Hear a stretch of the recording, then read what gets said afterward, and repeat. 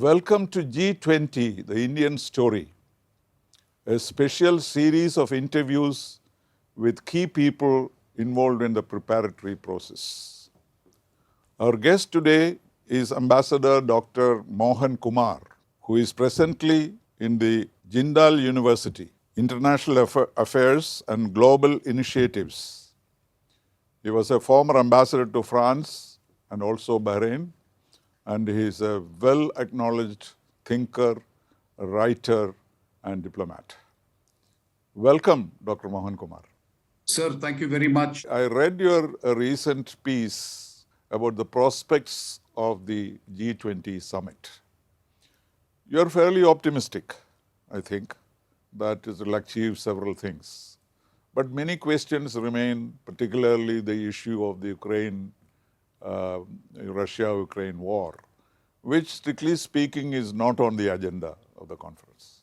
G20 is not the Security Council, though I wish it was, because G20 seems to be more representative, and without the veto, to me, it is a dream Security Council. Anyway, that apart. But as you say, whatever happens on 9th and 10th, give it to the Indians. This is how you start. Can you explain it? What have the Indians done so far?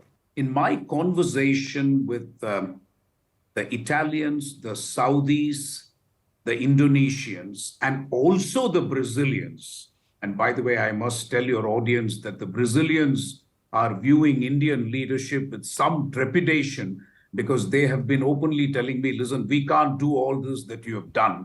I think what we have done is to take the G20 to the different corners of the country. And while some might argue that maybe overdoing it, my own sentiment is, I think we have taken a lot of pride in hosting the event. We have invested in showcasing India, and I'm absolutely sure this investment will pay returns in the medium to long term. So from a tourism, investment, and trade perspective, I think India has put its best foot forward. I don't think the logistics, the hospitality, and just the sheer variety of the venues can ever be replicated in the G20. So that part of it, you must give full marks to the government and to the Indian officials who I think have worked day and night to make this happen. Having said that, I think you have to divide the substantive outcome into two parts. One is, as you said, Ukraine. The other, as you say, is the rest. I would prefer to call it the rest. I think I expect a substantive outcome in the rest of the agenda. That's why I'm optimistic about the G20 meeting on 9th and 10th. And I'm happy to explain in detail what I mean by the agenda of the rest. But on Ukraine, you're right. I think we continue to have a problem. The same language which everyone agreed in Bali, suddenly Russia and China are saying they do not agree with the language. Except, I believe one paragraph now they have agreed, according to a report I saw, 3 and 4. The third, apparently there is an agreement, but fourth is still creating problems. Yeah. Correct, sir. One paragraph, which I think previously they disagreed to, you're quite right. It talks of the UN principles, territorial integrity, and Prime Minister's famous words. Yes. Prime Minister Not the time for. Not the time for. Yeah, today's era is not the era of war. But even so, I think the G7 insistence that there must be a paragraph on Ukraine is, I think, the key challenge for India. But I think India will do its best to be the bridge between the North and the South. But ultimately, if countries cannot agree to language on a consensus basis, I don't think you can blame the host for it. That's what I'm trying to say. And that is why I remain largely optimistic. You're quite right. But you may not blame the host, but you may wish that India could do that, because you and I have seen many international conferences. India has always played a moderating role. That is why I think there is an expectation that India might be able to do something. But as you said, this should not be the yardstick by which we measure the G20 conference. I absolutely agree with the last part of what you say. It should not be.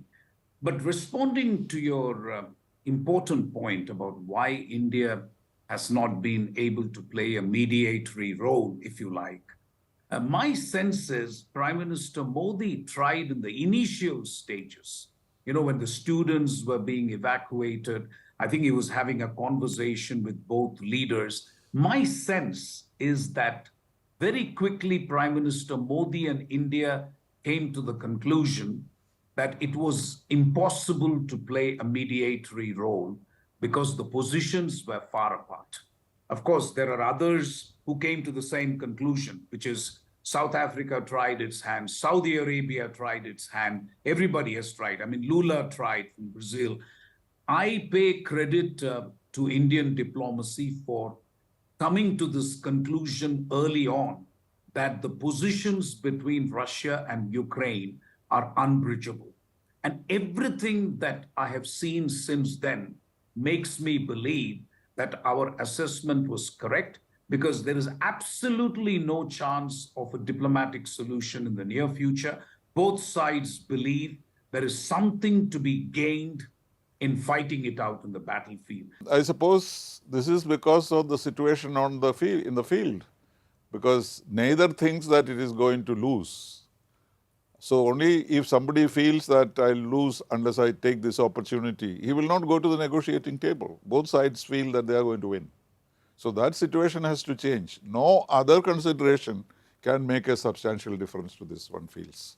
You are spot on, sir. You are spot on. That is exactly what it is. But looking at the conference from the other perspective, as you say, the other issues, have we tried to reform the multilateral system indirectly through G20? Is that what we are doing consciously?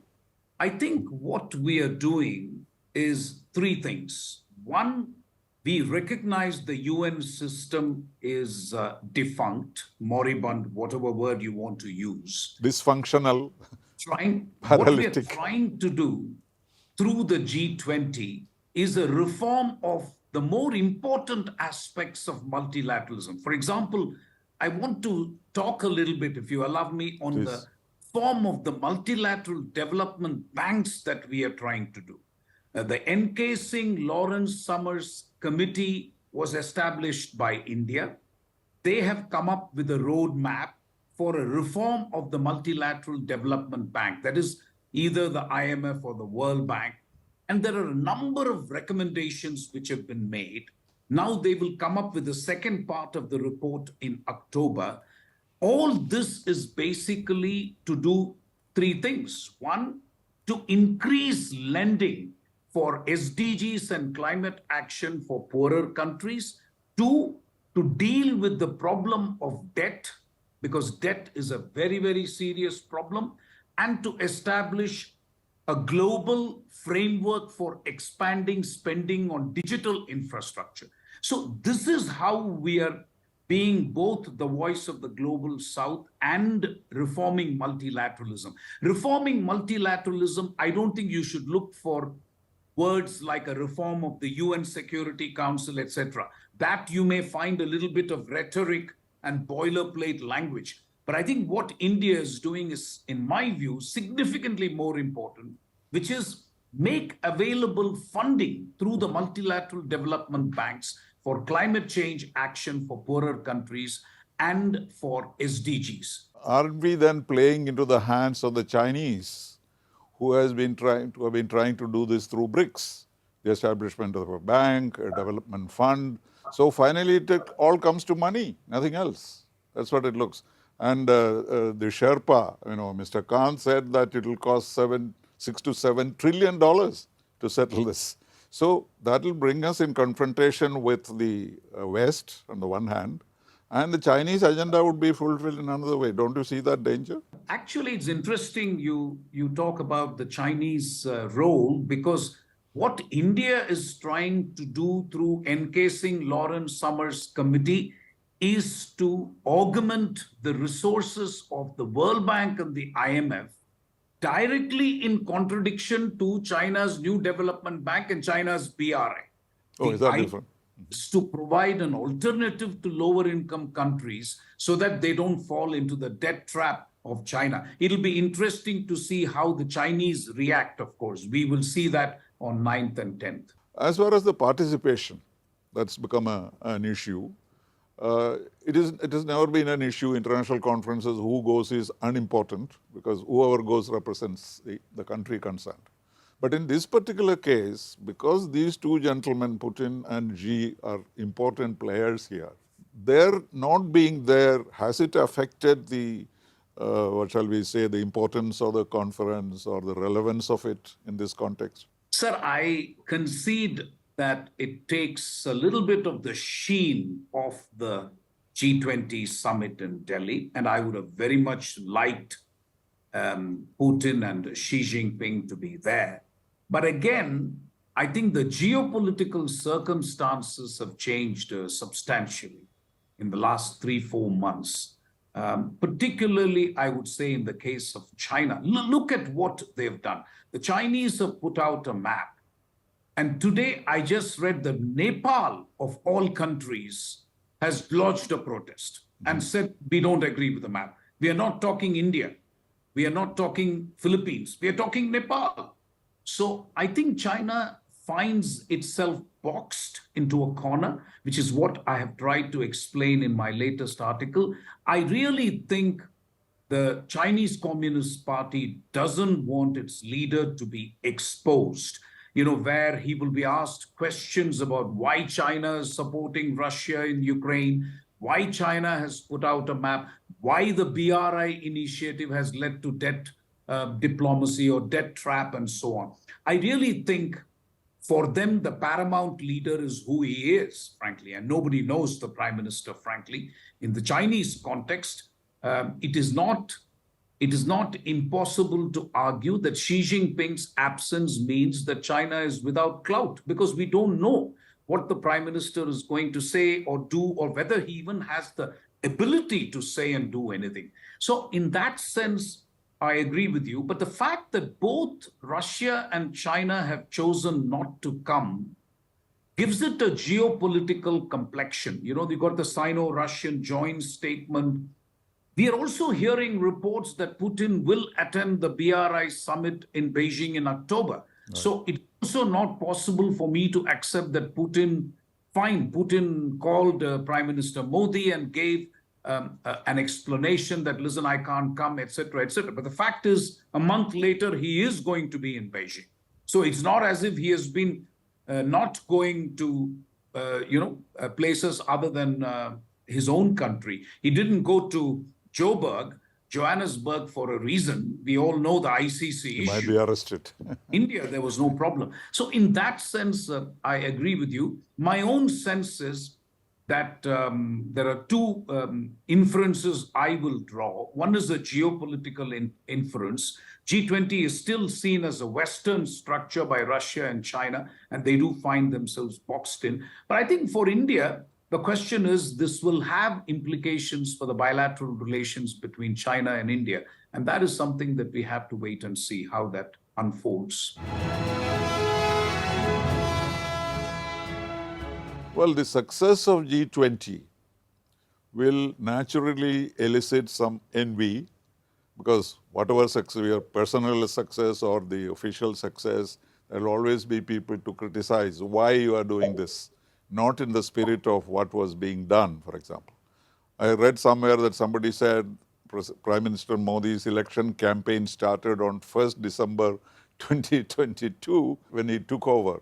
And that is why he's taking it to the villages of India, etc., etc.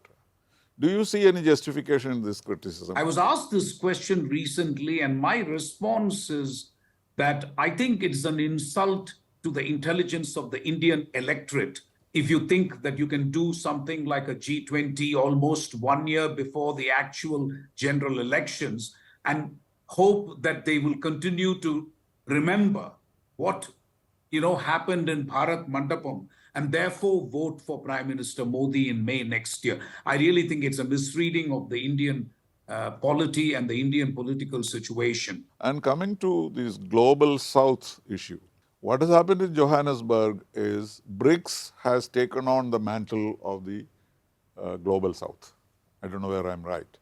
And that is a bit of a contradiction, because how can you have a global south with China and Russia in it? So it is not G77 anymore, it is something more.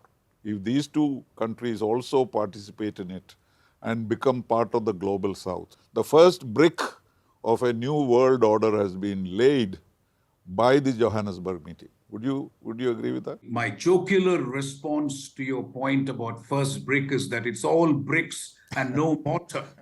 That's my response, but that is a joke. It's not a Yeah, that serious. was the title of my article on SCO. I see. On I SCO. see. Yeah, it's all No- bricks and no no mortar. mortar is all bricks and no mortar is my reaction. I agree with you. The G77 is history. I was interviewed by the Asia Society in Hong Kong, and I don't think they liked it very much when I said that China does not belong to the global south. And the Yes. question asked me why. I said, well, you are a middle income country, you've abolished extreme poverty, your per capita is $10,000. I don't think you can legitimately claim to be part of the global south. I said the global south will look upon China as a lender, as a creditor, as a project assistance giver, but not as a leader of the global south. That is my personal view. It remains my personal view. And I just give you one example of where I think we have done a tremendous job of providing leadership to the global south, and that is the digital public infrastructure, where I have mentioned that the group has been, I've been talking to Rudra Chaudhary of Carnegie, who also participates in that group. That group has worked extremely well. And there has been an agreement in the working group on the G20, and I hope the G20 leaders' declaration will come up with a solid statement on digital public Supporting. infrastructure. At the time of the pandemic also, the first country to talk about international cooperation. We even called SARC meeting. It is already, we have discarded it, but a SARC meeting was Absolutely. held. And also Absolutely. G20 we brought in, we asked Saudi Arabia to hold a meeting, etc. So that way we have. But there is this contradiction here as to what is global south. You know, we broadly speak about it. Russia also will not fit into that. As you know, China was never a member of G77. They always said China, 77 plus China. You remember the Geneva days. They always came in, but they were not a member of it. And the Chinese diplomats continuously used to say, and it became a joke, because he would say, we are a developing country and we shall always remain so. How stupid it is to say so. But what they are saying is that they will not develop. What they are saying is we will be with the developing world. So they have that dichotomy about their relationship with the South. So the development of the South is still an open question, you agree, or the leadership. I agree with you. There I agree with you. It is up for grabs, the mantle of the global South leadership. I think it is something that we'll have to wait and see how the game unfolds.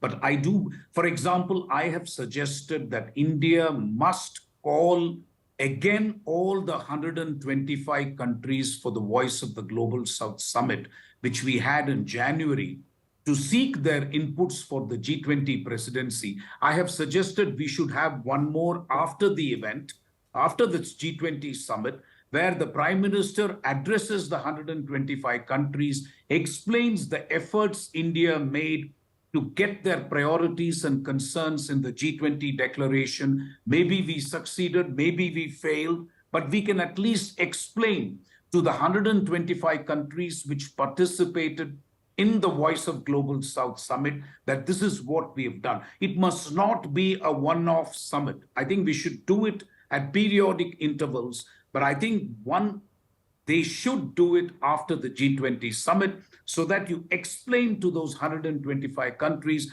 that this is what India has tried and to do in the G20. It is good to do that, but I would say it would exacerbate the tension between India and China. China proposed the expansion of the BRICS, specifically to get in their friends there. And Russia supported them, South Africa supported them. So India initially was rejecting it, but we accepted it because it was, and there is also that open question, others can also come. So it may end up like the non-aligned movement. Everybody is non-aligned, then what is the relevance of the non-aligned movement? So that kind of a danger can also happen, or we'll be in conflict with China to prevent that. And we will try to do various things in order not to expand it any further. So that possibility is also there if we are very, open in seeking the leadership. I agree with you. There is a risk that you are running. That's what you're saying, and that's correct. But I would argue no initiative is risk-free, and this is worth trying. And we've done it once. It seems to me that if you just leave it like that, it would seem like a one-off thing that you did for the sake of pro forma. So I believe that dialogue must continue. Well, it's very much like the expansion of the Security Council also. We keep talking about it, knowing fully well that this will not happen. So, because it is not because of the permanent five. You don't have 2/3 majority in the General Assembly. That is a fact that many people don't seem to realize. So something like that, I think we have to wait for our time and see how things develop. Well, thank you, Mohan, for this very interesting conversation. I know you have your finger in every pie, I notice. And so that's why I thought that your brain is worth picking. So thank you very much. I appreciate that. Thank you very much for having me, sir, and have a nice day. Very good. Thank you. G20 The India Story എന്ന ഈ പ്രത്യേക പരിപാടിയിലെ രണ്ടാമത്തെ interview ഇവിടെ അവസാനിക്കുകയാണ്. മറ്റ് G20 ഇൻ്റർവ്യൂസുമായി നമുക്ക് വീണ്ടും കാണാം അടുത്ത ദിവസങ്ങളിൽ. നമസ്കാരം.